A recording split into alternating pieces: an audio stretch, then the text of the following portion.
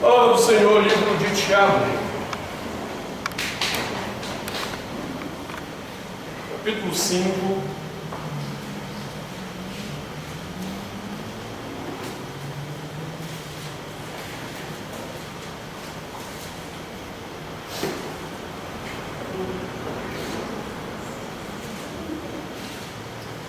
versículo 12.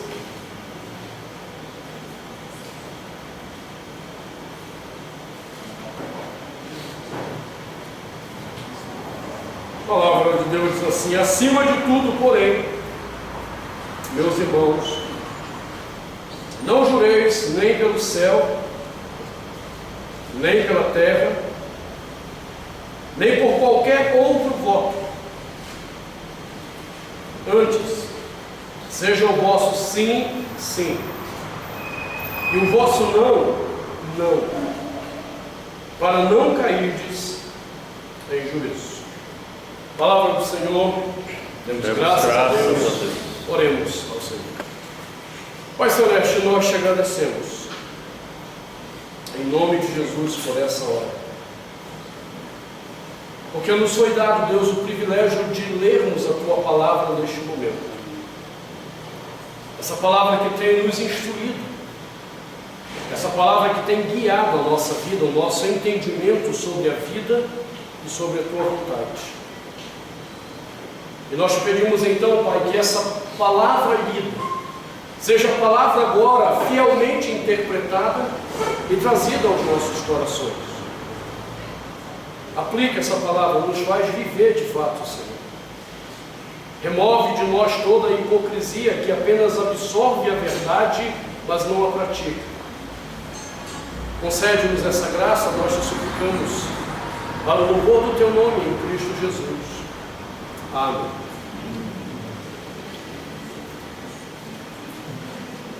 Semana passada nós começamos a olhar a instrução que está contida no versículo 12 desse texto de Tiago. Alguns irmãos foi uma surpresa o entendimento. Primeiro porque a gente não tem hábito de ler texto, né? A gente lê frase. E aí quando a gente pega o texto e olha dentro do contexto da discussão, muita coisa do que a gente entende não é bem aquilo. E quando o Tiago está tratando dessa questão do juramento, nós vimos que ele está tratando dentro da perspectiva da injustiça sofrida. Muitos irmãos que não acompanharam desde o início essa série de Tiago, talvez não saibam do contexto em que esses irmãos estavam, em que eles tiveram que optar no momento da vida deles, segundo o versículo 1 do capítulo 1, de lá nós temos essa informação, entre perseverar na sua fé por causa de Jesus, e literalmente perder tudo, e a própria vida, a família, abandonar a sua fé, negar a Cristo e continuar com o que eles tinham, ou perseverar em Cristo e deixar tudo que tinham levantado e começar uma vida nova em outro lugar. E essa é a perspectiva da comunidade de Tiago. Eram crentes que foram duramente perseguidos e que na perseguição, que ele chama de diáspora, no versículo 1, refere-se a Atos 8, a perseguição judaica, em que Paulo inclusive estava inserido. Esses irmãos tiveram que deixar toda uma vida construída para preservar a sua fé e preservar a sua família. Foram para uma região distante para recomeçar a vida com uma mão na frente ou para trás. E nesse momento que eles estão recomeçando, reconstruindo, alguns, provavelmente na comunidade, porque é a segunda vez que Tiago trata do problema dos ricos na vida dessa igreja. Na verdade, são 3 vezes que ele trata do comportamento pecaminoso dos ricos na vida da igreja. Essa é a terceira vez que ele está tratando. Alguns irmãos, muito provavelmente, então, haviam conseguido, nessa nova vida, uma situação de vida melhor, um padrão de vida melhor, e haviam contratado outros irmãos. E agora, na hora de receber o salário, esses irmãos estavam sendo injustiçados, com um salário de fome. Daí a exortação dura do versículo 4, aos ricos, dizendo que o salário dos ceifeiros, que foi retido com fraude, está clamando diante do Senhor dos Exércitos. E então Tiago passou a ensinar esses irmãos, a partir do versículo 7, como eles deveriam proceder diante da injustiça. E aí, quando ele chega no versículo 12, ele vai tocar num problema um pouquinho mais difícil. Ele começa dizendo: acima de tudo, porém, meus irmãos, não jureis. E aí nós vimos que essa palavra, dentro desse contexto, ela tem primeiramente um significado. O significado de não tomar o juramento de vingança. A ideia inicial dentro do contexto é a vingança, que é o sentimento que a gente tem quando a gente se sente injustiçado. E aí a pessoa, ela invocava a Deus como testemunha de que ela cumpriria a vingança dela. Eu juro por Deus que isso não vai ficar assim. Então nós examinamos esse problema semana passada. Só que a palavra que Tiago usa também tinha um segundo significado, era uma palavra ambígua. E a ideia do significado segundo de Tiago aqui, e que faz sentido à luz do contexto, é a ideia de esconjurar. E aí talvez você precise entender o que é esconjuramento. Os povos pagãos da época do Novo Testamento e antes do Novo Testamento, quando eles se viam em alguma situação de injustiça, eles esconjuravam as suas divindades para que viessem fazer justiça ao que eles estavam sofrendo. Então eles diziam: eu esconjuro por Ísis, ou por Osíris, ou por Zeus, que a justiça seja estabelecida.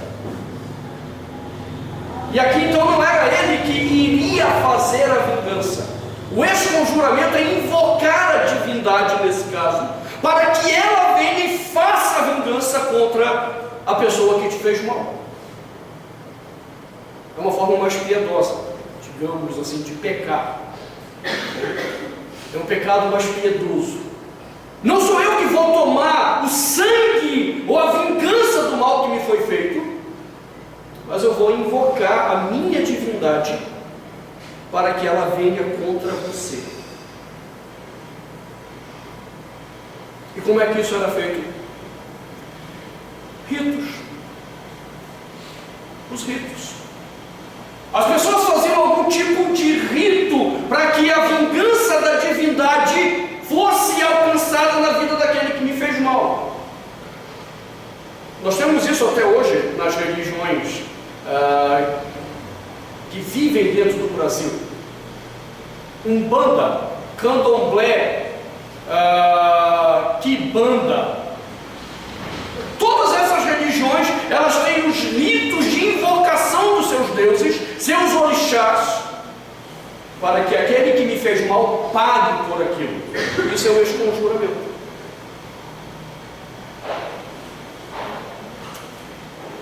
Isso deveria ser normal, irmãos, para o ímpio. Entenda, o ímpio não tem nenhuma perspectiva futura. Quem não tem Cristo não tem perspectiva de vida futura. A vida dele é medíocre. É uma vidazinha medíocre que se limita a isso aqui. Então, quando ele se sente injustiçado, é óbvio que ele tem que buscar a mediocridade da vida dele naquela injustiça sofrida. É tudo que eu tenho nisso aqui. E eu concordo plenamente, o ímpio tem que fazer isso, porque ele não tem mais nada mesmo. Depois da morte, que ele nem acredita em céu e inferno, ele vai ter que se deparar com a realidade da morte e vai descobrir que existe inferno. Então ele vai se lascar no inferno mesmo. Isso aqui é o destino dele. Então ele tem que buscar a mediocridade dele por meio de ritos da sua divindade. Ah, você me fez mal, você vai ver o meu Deus vai te arrebentar todo. Ótimo, faça isso. É próprio da impiedade. Agora, isso não é próprio de quem? Isso não é próprio de quem tem perspectivas eternas. Não é próprio de quem tem perspectivas de que essa vida que nós estamos aqui nada mais é do que um caminhar que glorifica a Deus para continuar sendo vivido na eternidade. Então o mal que me fazem aqui, na verdade não é mal.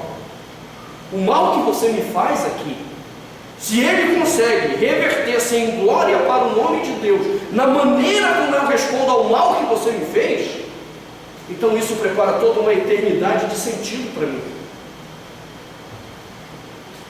Você compreende? Então não faz sentido quando os irmãos aqui estão injuriados, estão com raiva dos seus opressores. Não faz sentido. Se você observar o que Tiago havia dito para eles, quando Tiago começa a tratar da paciência, observe que ele diz, versículo 7, sede, pois, irmãos, pacientes, até quando? Até Deus vir arrebentar com o cara que te fez mal, devolver o que você perdeu, restituir, eu quero de volta o que é meu, aí Deus vem e te restitui, é isso? Não sede pacientes até a vinda do Senhor. Olha onde que está o nosso tempo de vingança. Você percebeu onde está o tempo de vingança para um cristão? É o dia do juízo, em que o homem vai se deparar com Deus, e ele vai ter que prestar conta de cada ato da sua vida diante de Deus. Eu já ilustrei isso a vocês, como isso foi importante na minha vida, num momento chave em 2009. 2009 eu era professor da faculdade evangélica e ela foi vendida e nós ficamos 3 meses sem salário, não recebemos salário. Quando foi em julho nós fomos comunicados que o departamento todo havia sido demitido. E cadê o pagamento dos salários atrasados e os direitos trabalhistas? Cadê? Foi ali que eu vivi uma experiência muito importante com Deus sobre aprender a lidar com a ansiedade. Após um quebra-pau que eu tive no telefone com o departamento financeiro da faculdade. E aí eu fui caminhar e Deus foi tratar disso no meu coração. E ali Deus me ensinou a lidar com a ansiedade. Quando eu voltei daquela caminhada, eu havia entendido uma coisa muito clara que Deus havia me ensinado para aquele momento de oração. Não era a faculdade que cuidava de mim. Não era a faculdade que ia sustentar a minha e a minha família. Quem nos sustenta é Deus. E se Ele não quer sustentar por meio de um caminho, Ele vai sustentar por outro. Se nós simplesmente confiarmos nele. E foi isso que Deus me ensinou.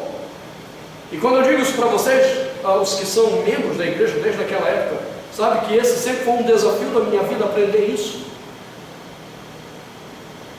Por quê? Porque eu não recebo um único centavo da igreja como pastor.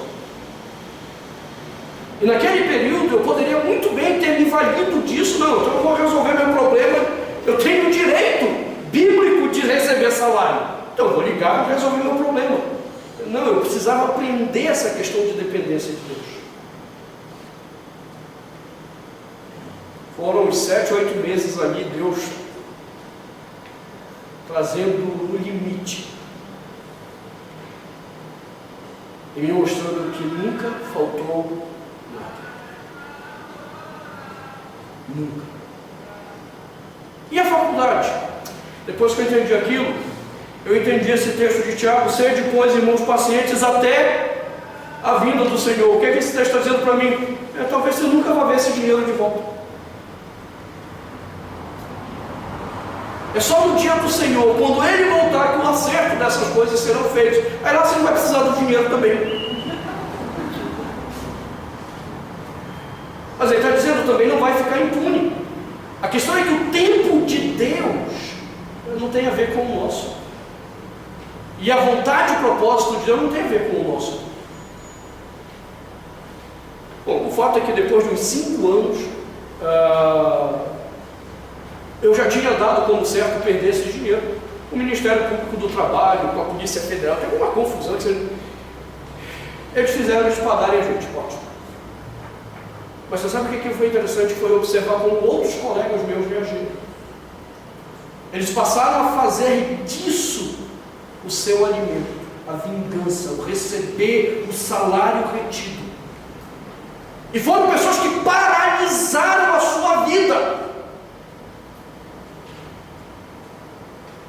Quando eu entendi isso aqui, eu levantei e disse: não, cara, vamos tocar a vida, eu não preciso disso. De alguma forma Deus vai cuidar da nossa vida, da minha família. E a minha vida não ficou paralisada.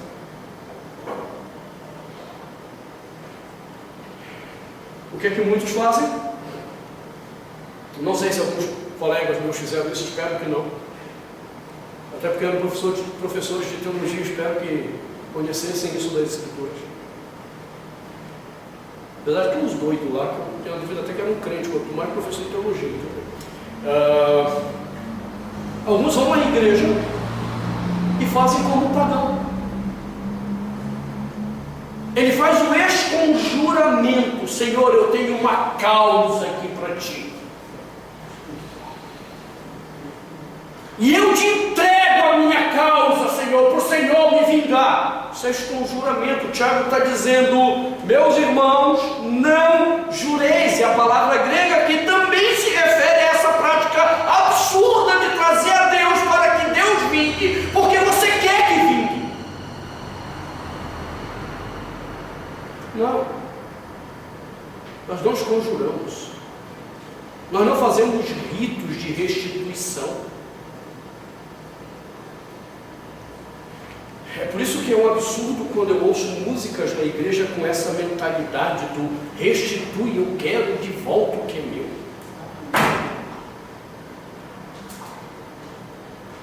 Primeiro que já é um negócio louco, como eu já tenho dito a vocês. Todo ser humano nasce com um único direito: o inferno.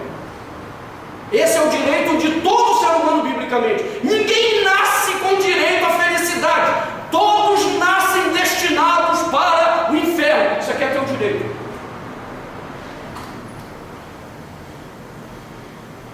Aí o miserável do crente que acha que é convertido vai cantar: eu quero de volta o que é meu.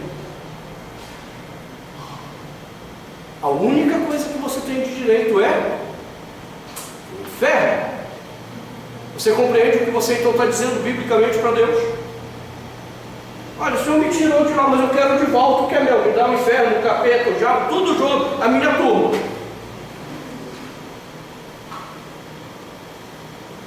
Nós não temos absolutamente nada. Nós precisamos entender isso, aprender isso. Observe que um dos exemplos que Tiago dá nessa questão, versículo 11, antes do 12: eis que temos por felizes os que perseveraram firmes, tendes ouvido da paciência de Jó.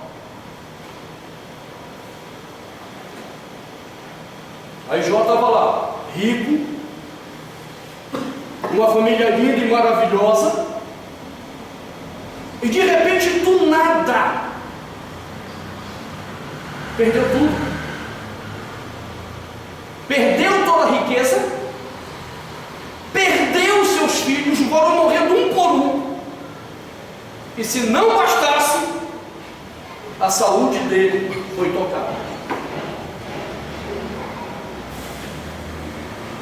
E a desgraça é maior ainda, porque Deus não matou a mulher dele.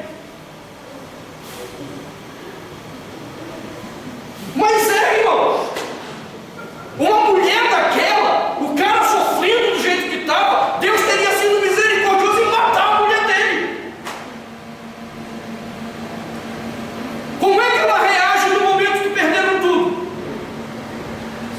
Em vez de ela ser auxiliadora idônea, que vai ajudar esse cara na hora da dor, ela olha para ele e diz assim: olha, amaldiçoa o teu Deus e morre.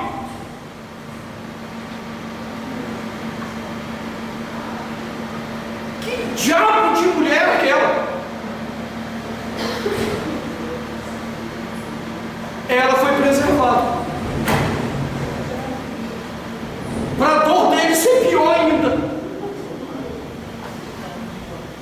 E eu não estou brincando. É por isso que é interessante estudar Jó na perspectiva da vida familiar. Porque ele também não é um homem que manda aquela mulher embora e dá carta de divórcio para ela. Ele entende que até o sofrimento dele é para tratar do coração daquela mulher.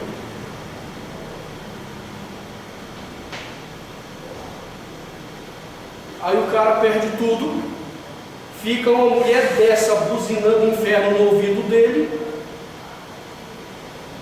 Aí ele chega para o Senhor e diz: o Senhor deu, o Senhor tomou. Bendito seja o nome do Senhor.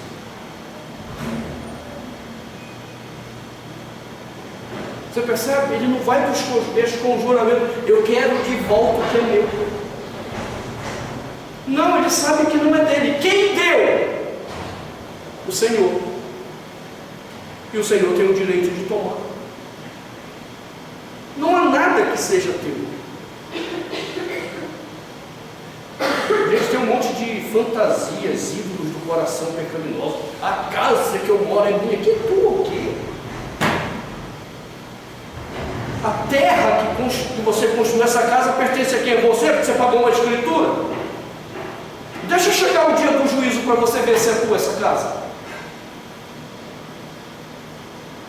Ela não é tua, ela é daquele que fez todas as coisas. A gente tem uma loucura na cabeça. A gente não entende direito a soberania de Deus na história. Por isso Jó diz: não, Senhor Deus, Senhor tomou, acabou. Aí a mulher chega e diz: olha, amaldiçoa Deus e morre. Ele olha para ela e diz: você fala como uma louca qualquer. Deus tem nos dado o bem. Não nos daria o Senhor também o mal? Quem é seu Deus, cara? É um Deus que só dá um bem para você? É um Deus que só manda coisas boas para a tua vida? Deusinho fraco esse seu, subornável. Deusinho miserável esse seu, que se suborna com qualquer besteira que você faz. Dá tanto de dízimo, faz não sei o que campanha, o Senhor vai me dar de volta. Ah, que Deus ridículo esse que você segue. Deus tolo.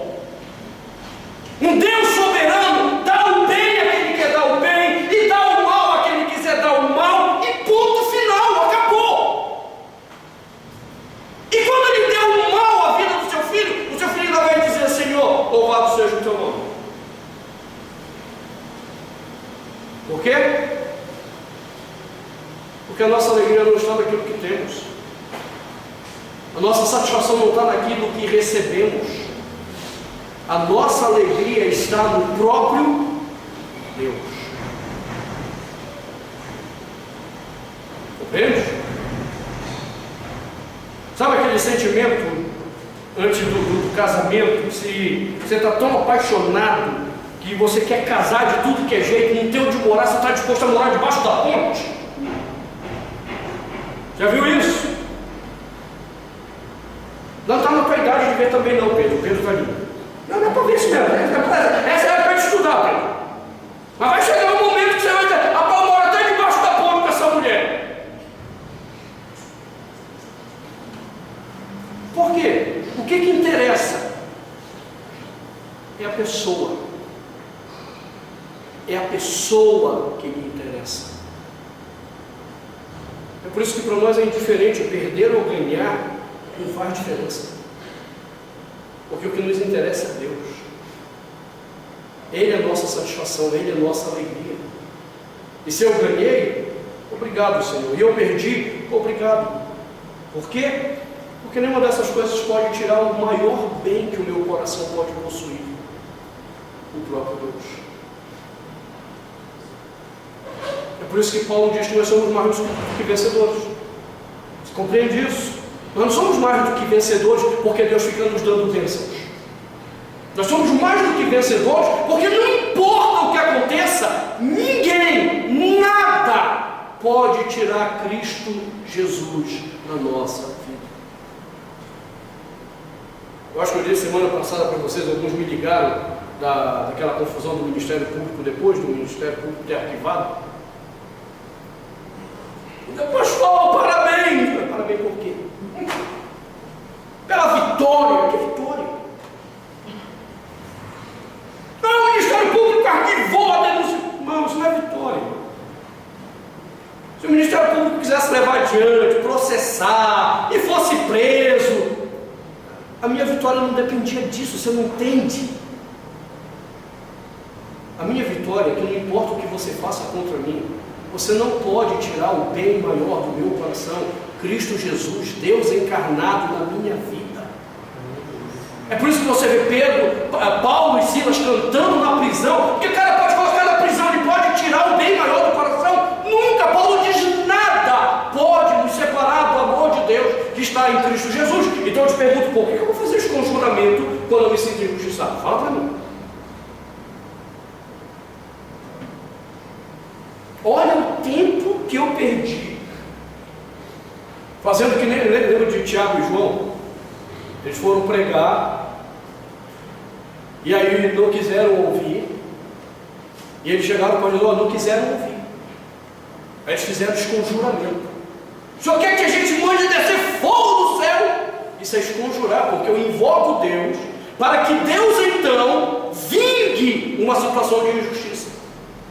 Os caras queriam que mandasse fogo do céu.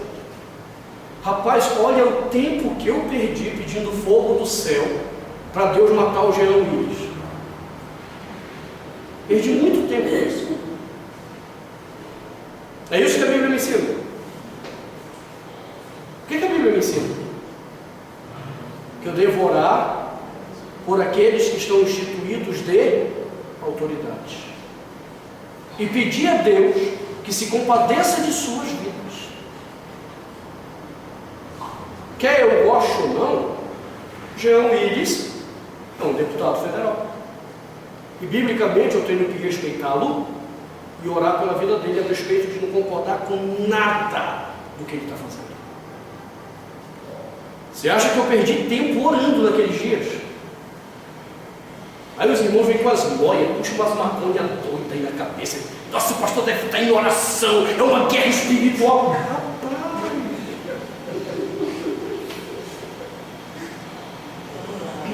Eu estava curtindo esse momento com alegria diante de Deus pelo que aconteceu. Porque para nós é um privilégio quando você quer insistir na verdade e alguém quer te fazer um mal. Isso é uma bênção. Isso não é um mal. É um mal na cabeça dos outros. Sinceramente, eu estou dizendo muito franco, eu não tive um único dia naquela semana, quando começaram a nos ameaçar, de dobrar o joelho e dizer, Senhor, vinga. Não, eu não tive nem o trabalho de orar e dizer, Senhor, nos protege. Você entende isso? A gente é cheio de medo, de temor. E aí a gente fica usando Deus com os conjuramentos, ritos, para que Ele seja a nossa vingança. Para com isso. Nada nem ninguém pode tirar da minha vida, do meu coração, um bem maior que o próprio Deus me deu. Ele.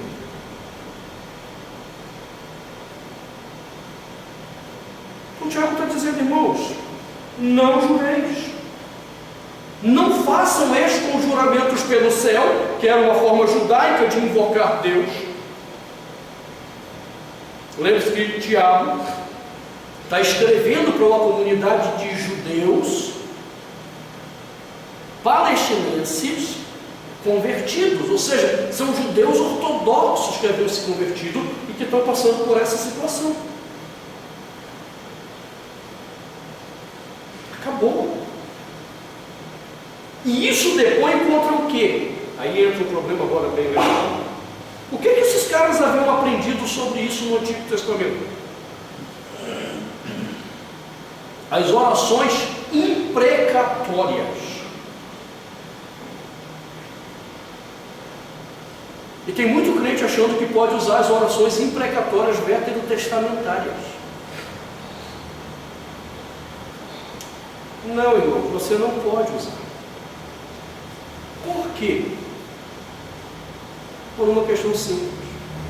Os autores que fazem orações imprecatórias estão tomados do Espírito Santo em inspiração para uma situação específica, a fim de revelar a vontade de Deus sobre aquele povo, sobre alguma pessoa.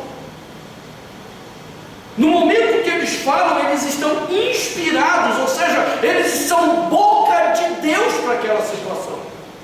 É diferente. Deus pode vingar, matar, estripar, decapitar. Cara, Deus pode fazer o que Ele quiser. Por quê? Porque tudo que Deus fizer será justo. Ele faz sempre na medida da justiça. Então Ele manda matar criancinhas. Ele manda matar povos inteiros. Ele é Deus. E Ele é justo. Ele é o único que é ofendido com o pecado dos homens. Ele pode fazer. As orações imprecatórias revelam isso. A justiça de Deus. Os irmãozinhos judeus aqui de Tiago haviam aprendido por uma tradição rabínica uma fórmula de oração imprecatória que achavam que era válida. E então ela é baseada nos conjuramentos. Tiago diz, não. O único que pode vingar a Deus, e você não tem que invocá-lo, Ele é justo e sabe o que faz. Quanto a nós nos regozijamos nele. Nós nos alegramos nele, até nas nossas tribulações.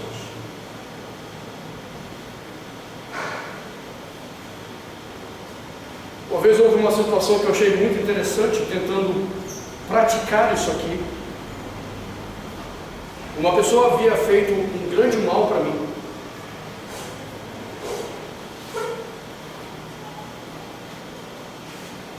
E aí quando essa pessoa veio conversar comigo sem reconhecer o mal que ela fez,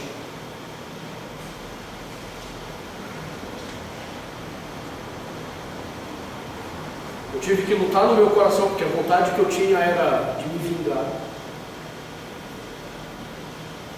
Mas você entende, quando você compreende a palavra de Deus, você sabe que você não pode ir além daquilo que está na palavra.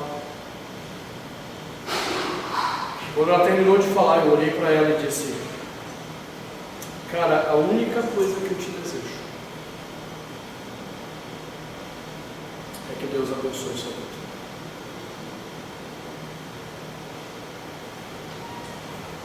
Reação da pessoa?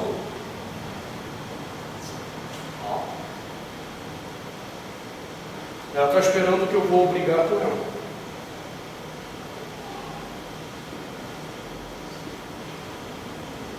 Eu não posso fazer isso. Eu não tenho o direito de fazer isso. Porque a minha justiça não vai revelar a justiça de Deus.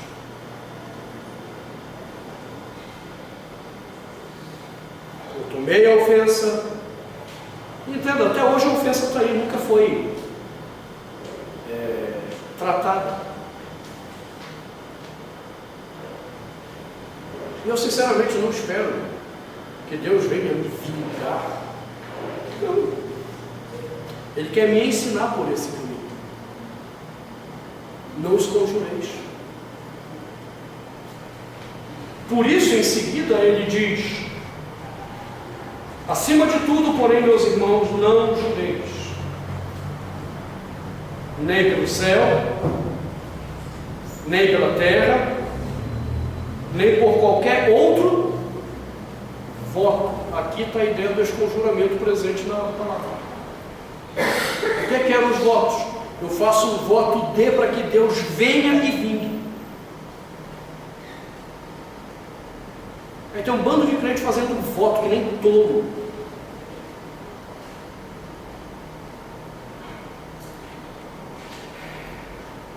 Voto, irmãos, é uma tolice pecaminosa.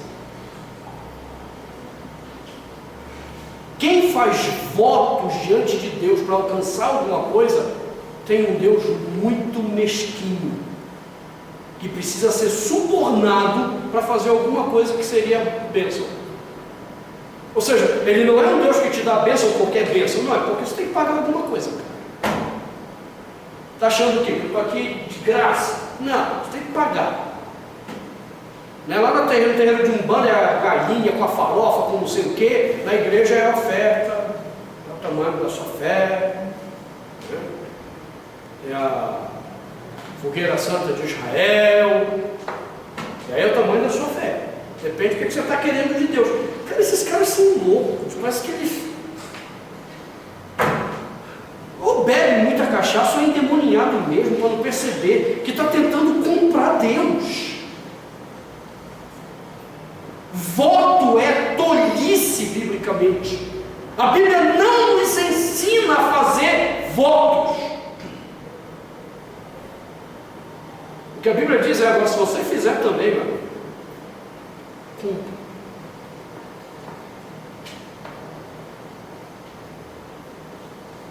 Cumpra. Porque Deus não aceita voto de todo também. Você entende? O voto, nesse caso, se torna uma punição para você. Quis fazer voto, quis dar uma de todo, agora cumpra, porque do contrário Deus virá contra você. É o teu juízo.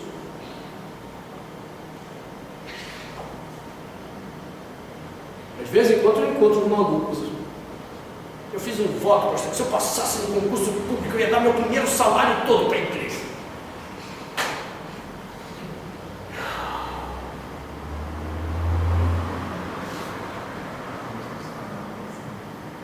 Isso ainda, quando tem algum sentido, né? Tem o pastor Valença da nossa igreja que sempre diz que quando a filha dele estava no hospital quase morrendo, ele ainda não era crente, não havia conhecido a Cristo, um caba safado do Nordeste. Bom, você precisa ouvir o Valença. Caba safado aqui de Valença, viu? A mulherada, quando vai no cursilho que ouve ele, elas têm vontade de pular no pescoço dele e dar na cara dele. Tão safado que ele é. Até que ele conheceu Jesus. Mas a história dele, antes de conhecer Jesus, a filha lá doente, por irresponsabilidade dele, ela quase morreu. A gente quer fazer um voto com Deus. O cara não sabe nem quem é Deus, não sabe nada de conversa, fazer um voto com Deus.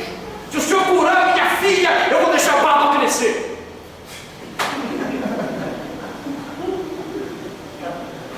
Aí é de tolo mesmo, bicho, é de tolo maconhado mesmo. É o caso do Valença. Eu chegar numa maconhazinha.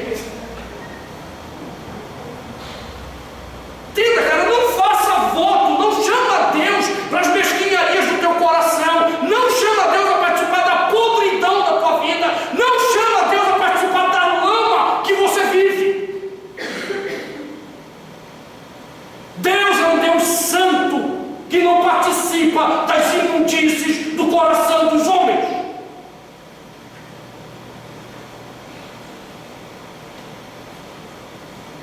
Então não venha com voto. E em vez de ficar se escondendo numa falsa piedade, Tiago diz: antes seja o vosso sim, sim. Você quer fazer? Então assuma, tenha coragem de assumir. Essa é a ideia da expressão aqui. Seja antes a sua palavra sim, sim, e não, não. Ou seja, tenha cara, tenha vergonha na cara e assuma o que você quer fazer. Não envolva ninguém com as tuas besteiras. Porque é muito fácil invocar Deus para as besteiras da vida da gente. É muito fácil invocar. Não, eu juro pela minha mãe.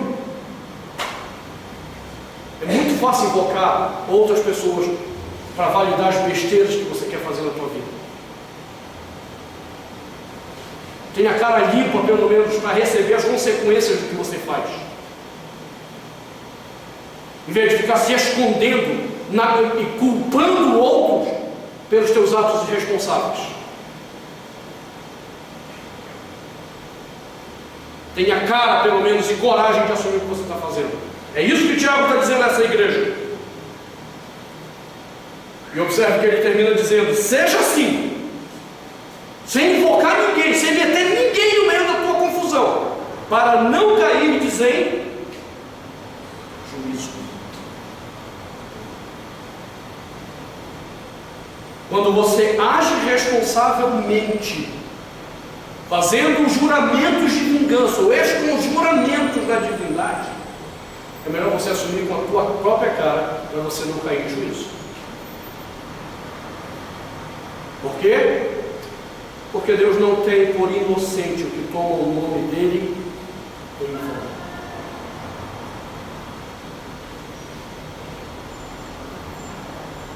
Compreende isso? Deixa eu colocar isso para você no texto que nós estamos meditando em Hebreus. Pega lá, grifa isso. O último versículo que nós estamos em meditação. Versículo 31 do capítulo 10.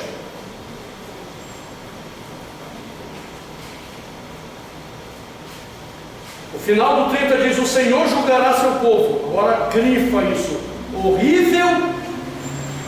Horrível coisa é cair nas mãos do Deus vivo. Horrível coisa é cair nas mãos do Deus vivo. Chama Deus para participar das tuas palhaçadas e dos teus pecados para você ver. Invoca Deus para as imundícies do teu coração. Horrível coisa é cair nas mãos do Deus vivo. Então ele diz: é melhor você não fazer isso para você não cair em juízo.